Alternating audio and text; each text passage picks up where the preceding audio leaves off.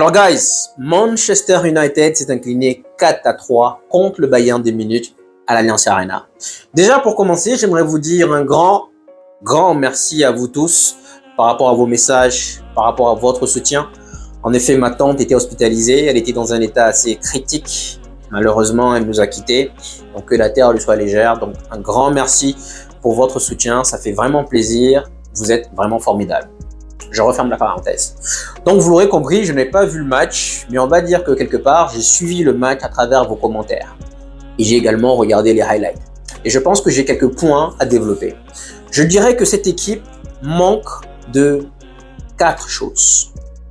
La première, c'est la confiance.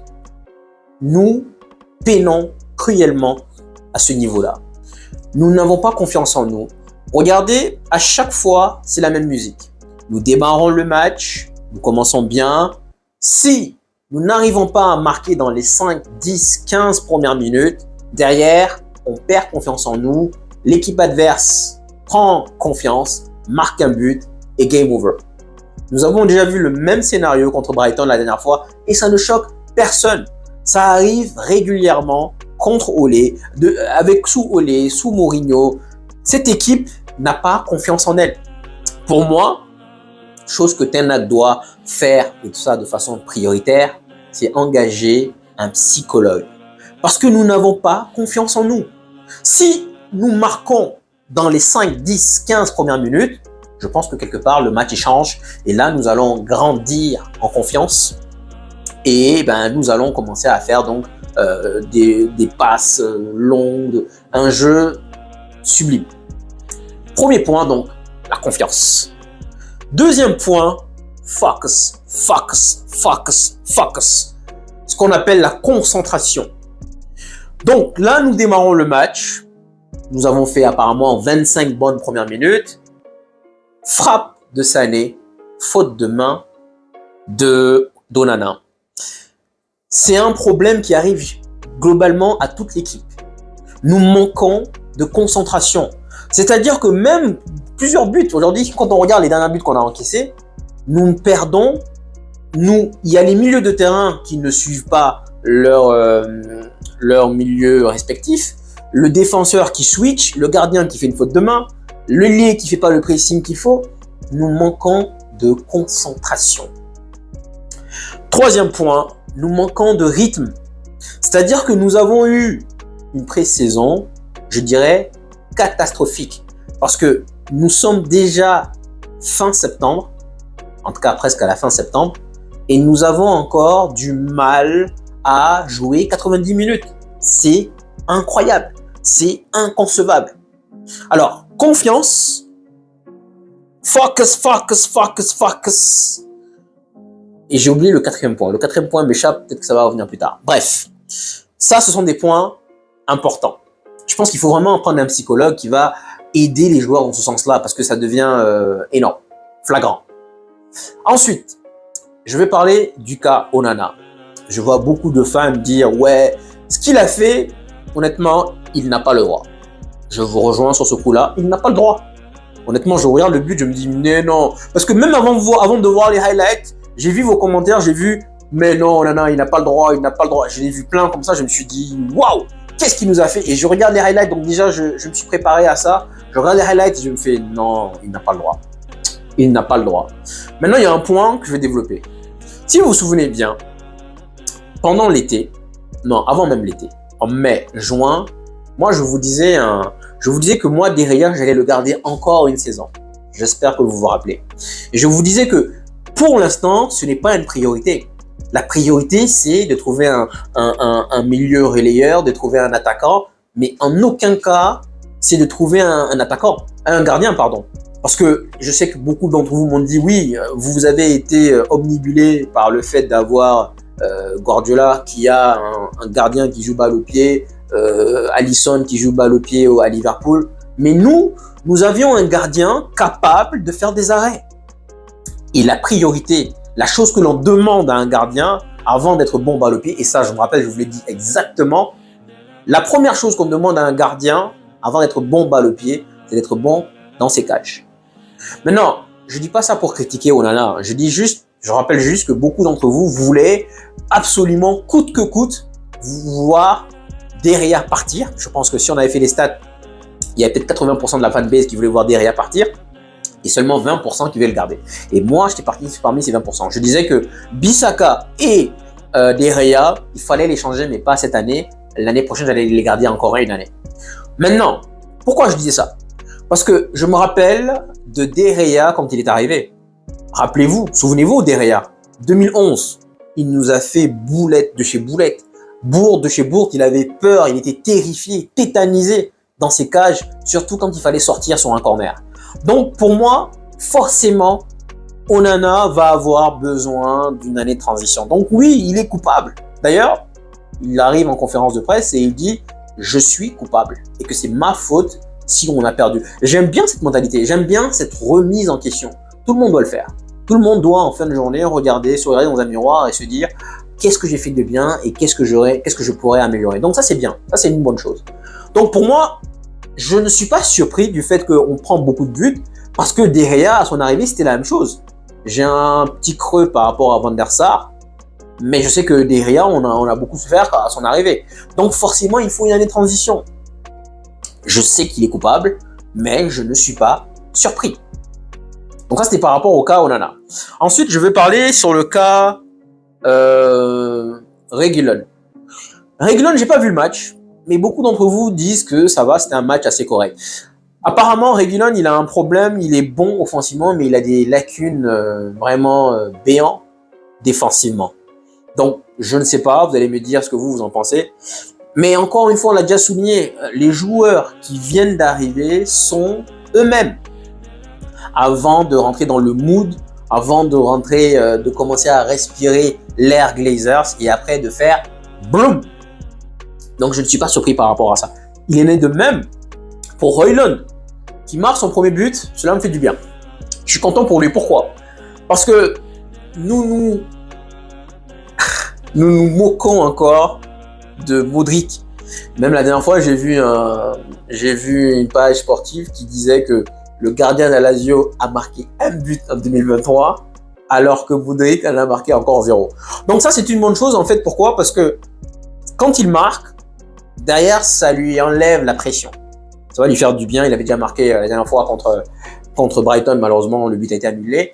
Mais quand il marque, ça va lui enlever de la pression. Donc ça, c'est une bonne chose. Et là, je pense que ça va continuer. J'espère que ça va continuer. Et je vous ai dit que j'étais très confiant pour Amrabat et pour Højlund. Et je pense que nous sommes sur la bonne voie. J'aimerais également parler de Casemiro. Il a marqué 2 buts. Je ne sais pas, je ne connais pas le contenu de son match. Mais peut-être qu'il avait besoin d'un match de Ligue des Champions justement pour démarrer sa saison. Ensuite, je vais parler de Eriksen. Qu'est-ce que je vous ai dit dans le preview? Je vous ai dit qu'on allait perdre 3-1. Pourquoi? Parce que le milieu n'est pas assez dense, le milieu n'est pas assez équilibré. Et il y a une chose sur laquelle j'aimerais appuyer. Guys, Eriksen, ce n'est pas un 8. Donc oui, on tombe sur lui, défensivement il est nul, on le sait tous. Mais je vous rappelle tout de même, peut-être que vous avez oublié, Eriksen n'est pas 8. Eriksen c'est un 10. Et je pense que si on le mettait 10 de temps en temps, on allait tirer beaucoup plus de lui qu'en 8. Donc forcément, apparemment, il nous a coûté 2 buts. Le penalty, et puis bon, je pense, je sais pas quel autre but. Mais apparemment, il nous a coûté 2 buts. C'est normal que ça arrive. La bonne nouvelle dans cette équation, c'est que nous allons récupérer nos blessés. Donc là, aujourd'hui, nous allons quand même pu marquer 3 buts au Bayern, à l'Allianz Arena surtout, et nous avons perdu. Mais il faut rappeler quand même qu'il n'y avait pas Varane dans le 11, il n'y avait pas d'Amrabat, parce que je pense que la prochaine fois que nous allons jouer Bayern de Munich à Old Trafford ou un autre gros, je pense qu'on aura un duo Casemiro-Amrabat. J'espère du fond de mon cœur que Casemiro va vraiment, les 2 buts qu'il a marqués va lui faire du bien et qu'on va commencer à le retrouver. J'espère. Mais que vous l'associez à Amrabat, qui est un joueur, un milieu à vocation défensif, ça va nous apporter beaucoup plus. Et c'est la raison pour laquelle, encore une fois, pendant le mercato, je vous disais que ma priorité, c'était attaquant et un 6. Il fallait un 6 coûte que coûte pour apporter des jambes à Casemiro. Bref. Ensuite, Pellistri. J'ai été agréablement surpris de voir Pellistri titulaire. Honnêtement, j'ai aimé de le voir titulaire. Mais ce n'est pas dans ce genre de match qu'il faut le titulariser. Pourquoi? Parce que dans ce genre de match, nous n'avons pas la possession de balle. Nous n'avons pas le ballon. Si nous n'avons pas le ballon, nous ne pouvons pas tirer le meilleur de Pellistri. Il faudrait le faire jouer lors d'un match où nous allons avoir la possession de balle, où il va pouvoir se montrer. Si là, on a plus besoin de lui en tant que latéral, en tant que défenseur, plutôt qu'en tant qu'ailier, c'est problématique. Donc j'étais très content de sa titularisation, mais en même temps, je comprends que, voilà, je ne sais pas quel match il a fait, mais c'est la chose que j'aimerais souligner. Ensuite, j'aimerais parler de qui également. Bon, Martinez, Lindelof, j'ai rien à dire, honnêtement, j'ai pas vu le match. Dalot non plus.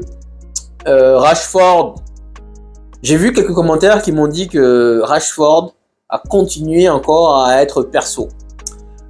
C'est un gros problème. Je m'en souviens, je l'ai dit et je vais vous le répéter encore parce que je sais que je vous l'ai dit. Je sais, j'étais là quand je vous l'ai dit. Je vous ai dit qu'on va avoir un problème Rashford. Maintenant, c'est peut-être pour ça que Sancho aussi se plaint. Pourquoi, j'ai pas vu son match, mais pourquoi est-ce que systématiquement Rashford ne sort pas? Pourquoi est-ce que monsieur, parce qu'il gagne le plus gros salaire, pourquoi est-ce que Rashford ne sort pas? Pourquoi? Ça, c'est une mauvaise gestion. Encore une fois. Donc, je vous fais une analyse sans avoir vu le match, mais par rapport à certaines données, par rapport à certaines conclusions que j'ai faites. Dites-moi si qu'est-ce que vous en pensez, si vous êtes d'accord avec moi, si vous ne l'êtes pas. Et puis voilà, bon, nous avons perdu 4-3. Pour moi, c'est assez positif parce que nous pensions que nous sommes limités. Et je pense que nous avons énormément de blessés. Je pense que ça va nous faire du bien d'avoir le retour de Varane, de Mount, d'Amrabat, peut-être même d'Anthony et tout ça. Là, le match le plus important de la saison, guys, le match le plus important de la saison, c'est contre Burnley. C'est contre Burnley ce samedi. Parce que là, nous pouvons tirer du positif. Si contre Burnley, nous arrivons enfin à gagner avec la manière, pas forcément comme on a fait contre Wolverhampton ou comme on a fait contre Nottingham Forest. Si on arrive à gagner avec la manière, avec l'état d'esprit qu'il faut, avec le mindset de never give up, ça c'est peut-être le quatrième point que je voulais développer. C'est le mindset. C'est-à-dire que c'est pas parce que tu es mené 1-0 que le match est fini. Et justement, Manchester United, nous sommes réputés pour renverser des matchs. Nous sommes réputés pour ne jamais abandonner. Même quand il fait 93 minutes, nous marquons but. J'attends le rematch à Old Trafford avec impatience. Il reste encore 5 matchs. Nous avons Copenhague à domicile, nous avons Galatasaray à domicile. Normalement, j'espère que nous pouvons sortir. Parce que sincèrement, ça ne sert à rien de venir espérer la Ligue des Champions si ce n'est pas, si c'est pour sortir directement. Donc, le match le plus important, je répète, et je vais le répéter probablement dans le preview, le match le plus important, ça serait contre Burnley. Contre Burnley, si on gagne, je pense que quelque part, avec la manière, nous pouvons enfin démarrer notre saison. En revanche, si on perd, nous allons tout droit vers le mot m'échappe, je suis un peu fatigué, vers un licenciement de Ten Hag, malheureusement. Donc voilà, je pense que j'ai fait le tour. Dites-moi ce que vous en pensez en commentaire. Et puis bon ben voilà, merci encore pour le soutien. Et je vous dis, prenez soin de vous.